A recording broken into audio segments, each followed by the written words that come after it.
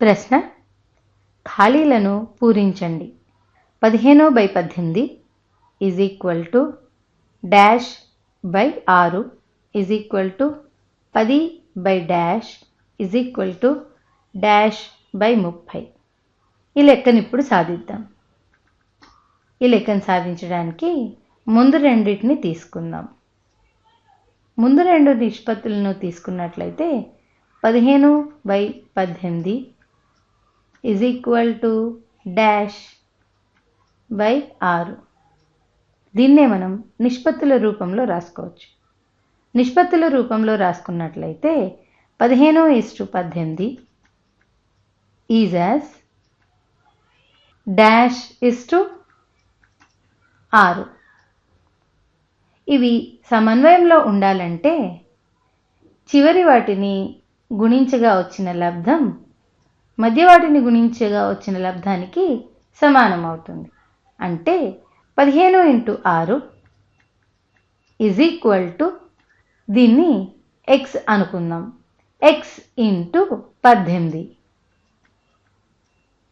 15x6 యొక్క విలువ ఎంత?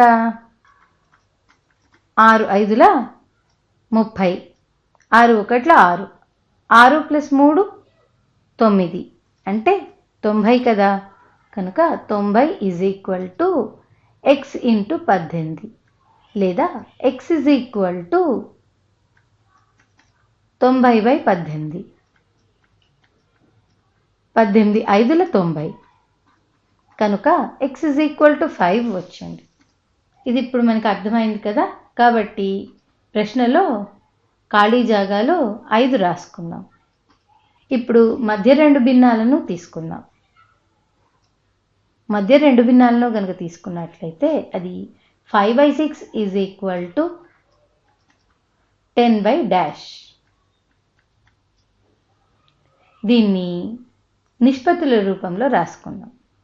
5:6 ఈజ్ యాజ్ 10:, దీన్ని మనం x అనుకుందాం. మళ్ళీ ఇప్పుడు అంత్యాల యొక్క లబ్ధం ఈజ్ ఈక్వల్ టు మధ్యవాటి యొక్క లబ్ధం. అంటే 5 × x 5x is equal to 6 × 10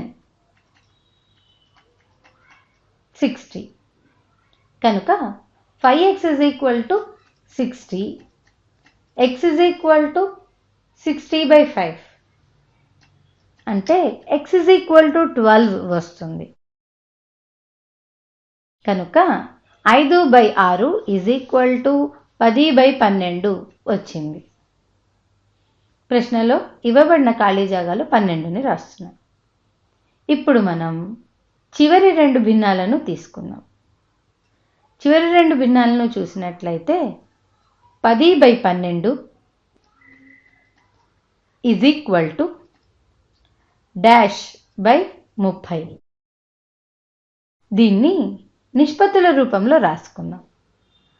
10:12 is as, ఈ ఖాళీని xగా అనుకున్నట్లయితే x ఈజ్ టు 30 వస్తుంది. అంత్యాల యొక్క లబ్ధం 10 × 30 ఈజ్ ఈక్వల్ టు 300. ఇది దేనికి సమానం అవ్వాలి? 12 × x, 12xకి సమానం అవుతుంది. అంటే 300 ఈజ్ ఈక్వల్ టు 12x అయినప్పుడు x ఈజ్ ఈక్వల్ టు 300/12. 12 2 24,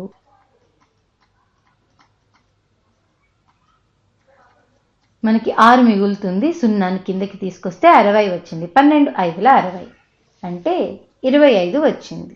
అంటే 300/12 25కి సమానం. కనుక x ఈజ్ ఈక్వల్ టు 25 వచ్చింది. కనుక 10/12 ఈజ్ ఈక్వల్ టు 25/30. మనం ఇప్పుడు ఈ ఖాళీలను పూరించాం కదా. వచ్చే వీడియోలో ఇంకొన్ని లెక్కలను చూద్దాం.